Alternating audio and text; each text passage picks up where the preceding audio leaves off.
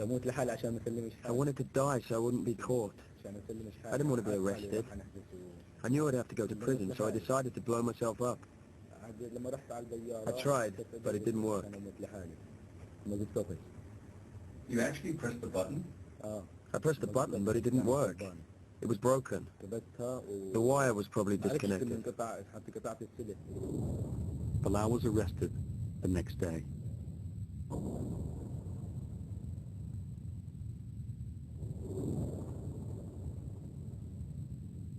Bilal was unlike the other two bombers. He never exhibited the sense of despair that consumed Muhammad or the robot-like mentality of Amir.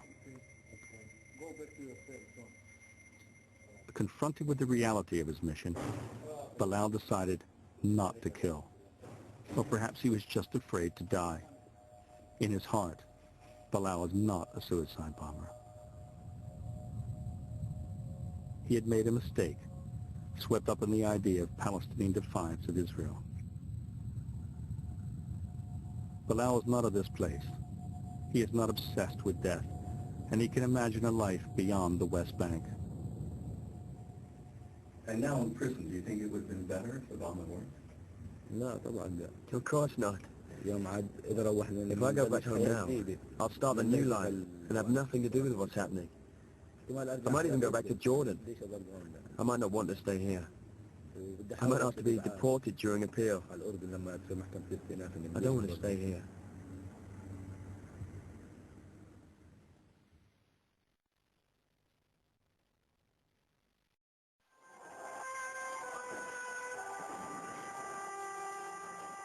The violence of life in the West Bank is real enough, along with the economic desperation created by the current Israeli occupation. But images of violence are also continually repackaged and repeatedly broadcast on Palestinian TV and from neighboring Arab countries, fueling the atmosphere of brutality and hatred, reinforcing the cult of martyrdom.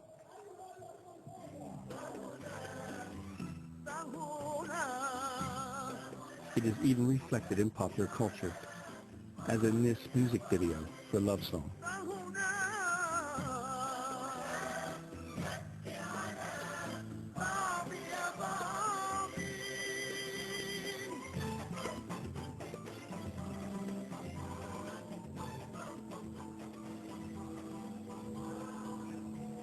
Under the intense pressure of life in the West Bank, it is not possible for a young man to grow up leading a normal life. The everyday problems of being a teenager are magnified and distorted by the situation. I was in love with a girl, just like anyone else.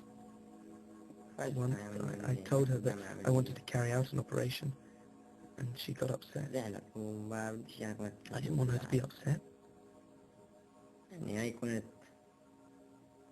She was an important thing in my life. I wanted to marry her, so I didn't want to upset her, and I decided to postpone the operation, but she was still upset with me. I've been in love with her for 8 years, but then I stopped thinking about her. I thought about carrying out the operation. I'd already planned it anyway. She filled my life.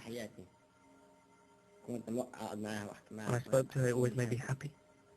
With her, I forgot the Intifada completely. But when she left me and I considered the operation again, I realized how bad the situation was. I saw it all on TV. She had made me oblivious to the world around me. A week later, I went on the operation and got arrested.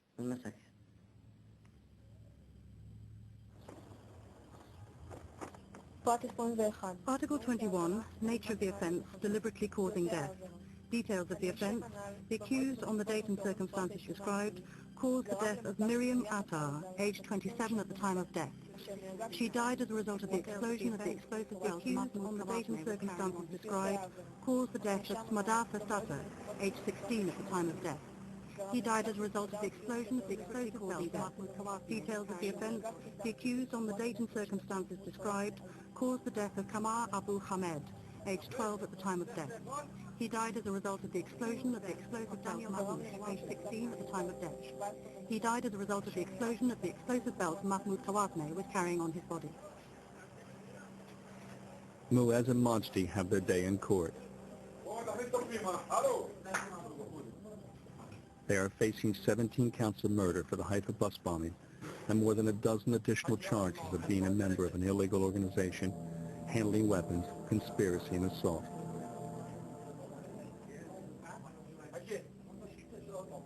If convicted, their sentences could run into hundreds of years.